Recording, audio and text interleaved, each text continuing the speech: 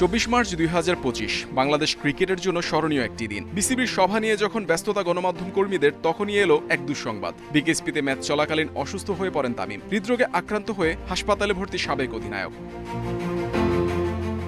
অবস্থার ভয়াবহতা এতটাই যে হেলিকপ্টারে করেও ঢাকা আনা যায়নি। প্রথমে মাইল্ড স্ট্রোক, পরের বার ম্যাসিভ। 22 মিনিটের জন্য তামিমের ছিল না পালস, ছিল না জ্ঞান। সে অবস্থায় মোহামেডানের ফিটনেস ট্রেনারের আপ্রাণ চেষ্টা। সিপিআর দেওয়া হয়েছে 22 বার, 3 বার ডিসি শক।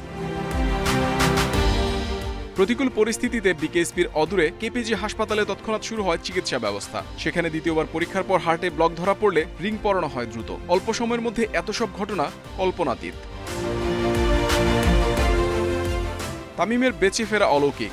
ভক্তদের প্রার্থনার কর্মগুণে আল্লাহর কাছ থেকে দ্বিতীয় ইনিংস পেয়েছেন সাবেক অধিনায়ক। উন্নত চিকিৎসার জন্য একদিন পরই ঢাকায় তামিম যেতে পারেন থাইল্যান্ডেও।